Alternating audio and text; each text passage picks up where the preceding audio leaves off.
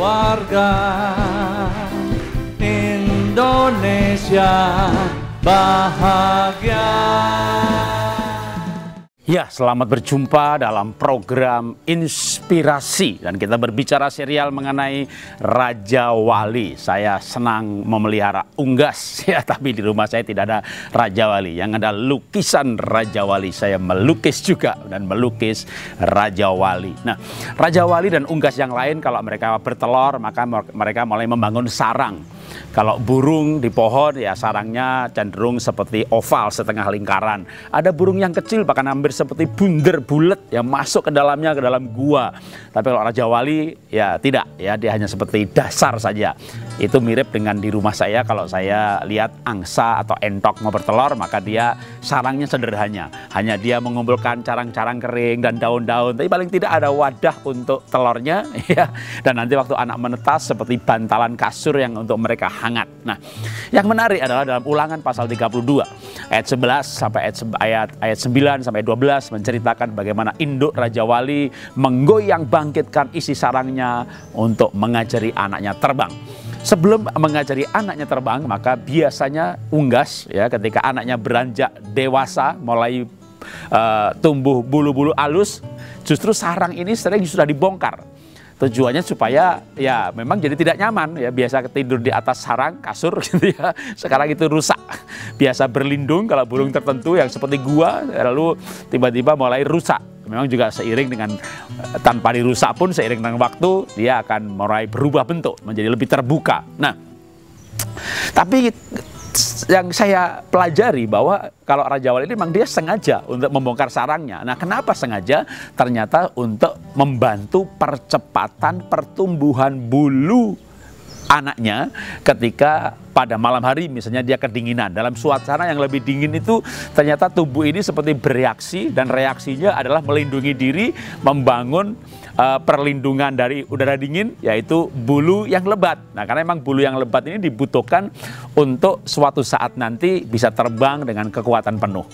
Jadi Tuhan itu demikian juga, karena memang firman Tuhan mengilustrasikan seperti induk Raja Wali terhadap anaknya, lalu ayatnya disambung dibaca terus sampai pada demikianlah Allah menuntun dia. Jadi Tuhan menuntun kita seperti induk Raja Wali terhadap anak Raja Wali. Nah, Tuhan pun demikian kadang mengizinkan kita untuk kita ini kehilangan rasa nyaman, ya. Bahkan kalau mau dibahas lebih lanjut, sarang itu juga berarti berbicara tempat rasa aman. Kalau kita di sarang atau anak unggas ada di sarang bersama induknya lagi, maka itu bicara rasa aman.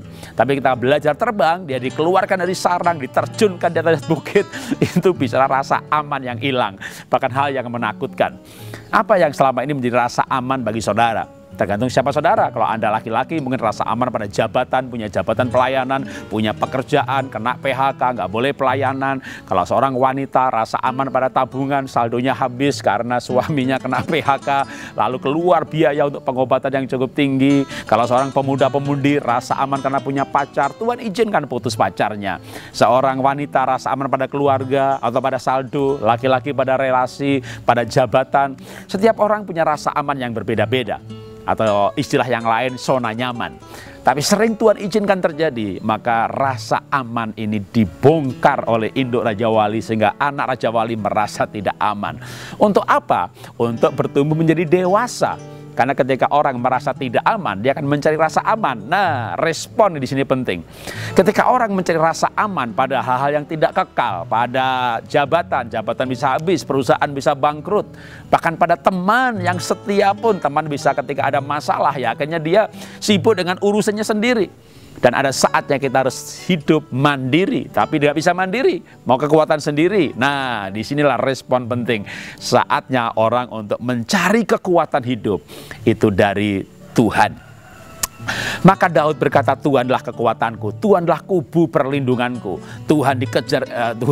Daud dikejar-kejar sama Saul mau dibunuh. Yang mau membunuh ini punya kekuatan, kuasa untuk membunuh, dia raja. Sama juga Elia ketika dia mau dibunuh sama istri Isabel.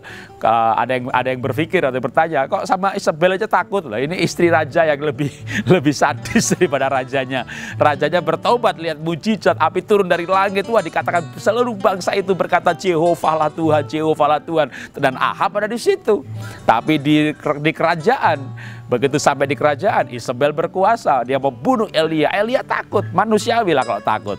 Tapi Elia naik ke Gunung Horeb. Dia mencari Tuhan. Nah, disinilah yang sebenarnya harusnya menjadi respon kita.